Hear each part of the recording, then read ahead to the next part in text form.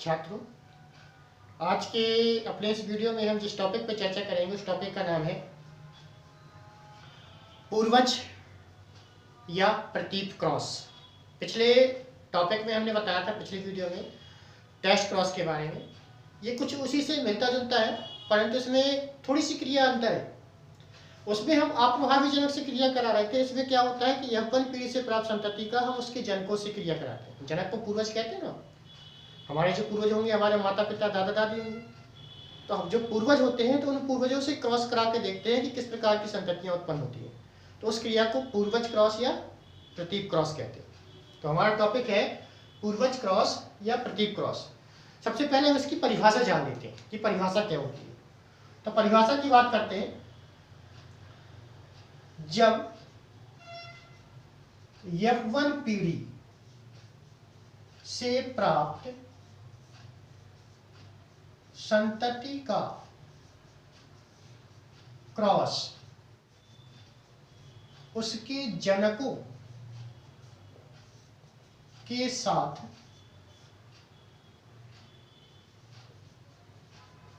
कराया जाता है तो उसे पूर्वज क्रॉस कहते हैं। ठीक है, ये सिंपल सी परिभाषा हुई कि जब यौवन पीढ़ी से प्राप्त संतति का क्रॉस हम उसके पूर्वजों से कराते हैं, अर्थात उसके जनकों से कराते हैं, तो उस क्रॉस को क्या कहते हैं? पूर्वज क्रॉस या प्रतीप क्रॉस कहते हैं। जैसे एग्जाम्पल में देखेंगे, जैसे लंबे तने वाले मटर के पौधे और बौने तने वाले मटर के पौधों के बीच क्रॉस कराते हैं, तो क्या होता है कि ये लंबे पौधे और यहां पर हम बौने पौधे लेते हैं। ठीक है, लंबेपन को व्यक्त करने के लिए एलील हमने कैपिटल टी लिया, दोनों समयुग्मजी हैं, एक समान है। उसी प्रकार इसको हमने लिया स्मॉल टी, ये भी समयुग्मजी है और ये क्या कहलाते हैं? एलील कहलाते हैं। ठीक है, ये क्या है? एलील है। ठीक, अब सबसे पहले क्या होता है कि जब हमको इसका क्रॉस कराना होता है तो हम इसके युग्मक बनाते हैं। तो युग्मक बनाने के लिए हम बार बता रहे हैं कि कैपिटल टी दोनों समयुग्मजी है। तो समयुग्मजी स्थिति में जो युग्मक बनते हैं वो केवल एक ही बनते हैं। ठीक है, दोनों एक जैसे हैं तो दोनों लिखने की आवश्यकता नहीं। उसी प्रकार ये भी समयुग्मजी है, दोनों एक जैसे हैं तो इसके भी युग्मक एक ही बनेंगे। ठीक है, ये क्या हो गए? युग्मक हो गए। युग्मक है जिन्हें हम गैमीट भी कहते हैं। अब इन दोनों युग्मकों का हमने क्या करा दिया? संलयन करा दिया, क्रॉस करा दिया। यहाँ पे क्या कराया? क्रॉस कराया, अर्थात दोनों को मिलाया। तो मिलाने से जो संतति उत्पन्न हुई वो इसको यहाँ मिलाया तो ये यहाँ कैपिटल टी और इसका स्मॉल टी आएगा। ठीक है, ये है यौवन पीढ़ी। ये क्या है? यौवन पीढ़ी है। और यौवन पीढ़ी में हमने कहा था कि कैपिटल टी स्मॉल टी जो होते हैं लंबे होते हैं, मतलब लंबापन प्रभावी होता है। तो ये कैसे है? लंबे हैं। ये संकरित लंबे कहलाते हैं। संकर, इसको ले सकते हैं संकर लंबे। संकर इनमें ओज गुण पाया जाता है परंतु लंबे हैं। ये शुद्ध कहलाते हैं, ये अशुद्ध है, इसमें गुणों की मिलावट हो गई क्योंकि कैपिटल टी स्मॉल टी मिल गया। तो ये संकर लंबे कहलाते हैं। ठीक, अब हमने कहा कि यौवन पीढ़ी से प्राप्त, ये कौन सी पीढ़ी है? यौवन पीढ़ी है। ठीक है, यौवन पीढ़ी से प्राप्त संतति मतलब संकर लंबे का क्रॉस हम इससे भी करा सकते हैं, इससे भी करा सकते हैं। जब हम इससे कराते हैं तो क्या संतति उत्पन्न होती है वो देखें। इसके जनक इसको ले लेते हैं तो कैपिटल टी। अब इनके बीच हम क्रॉस कराते हैं। ठीक है, इनके बीच क्रॉस कराएंगे तो इनके युग्मक बनाएंगे हम। इनके ये दोनों एक जैसे हैं तो इनके फिर से एक ही बनेगा। ये अलग अलग हुए तो इसका एक कैपिटल टी और एक स्मॉल टी, ये युग्मक बन जाएगा। ये क्या है? युग्मक है। ये भी युग्मक है, ये भी युग्मक है। ठीक है, अब इन युग्मकों का हम क्रॉस कराते हैं।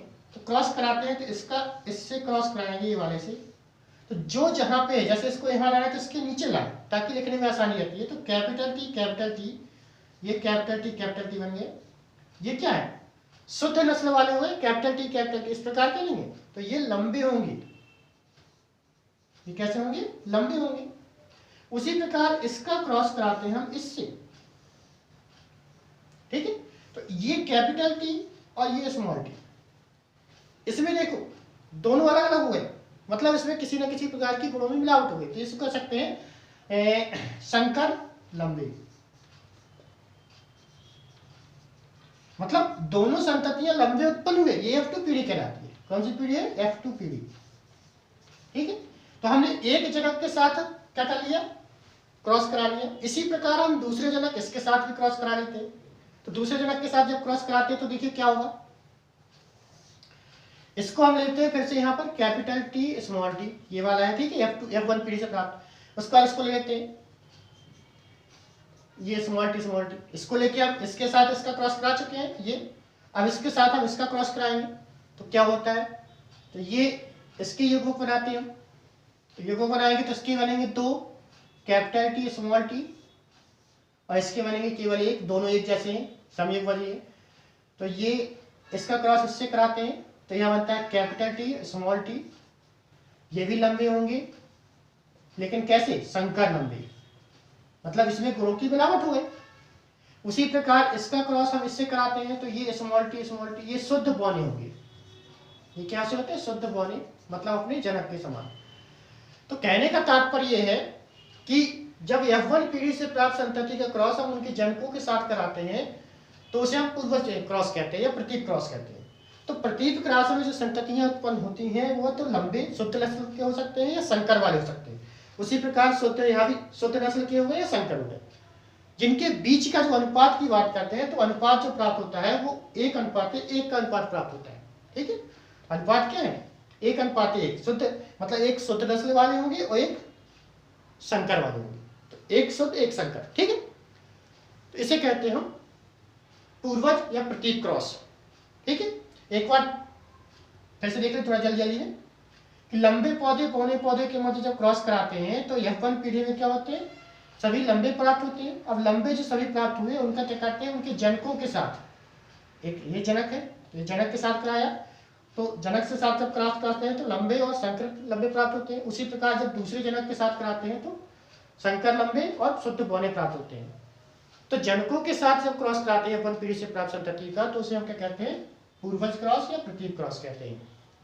ठीक है, जानकारी अच्छी लगी हो तो वीडियो को लाइक करें, शेयर करें और इस प्रकार की जानकारी को प्राप्त करते रहने के लिए चैनल को सब्सक्राइब करें।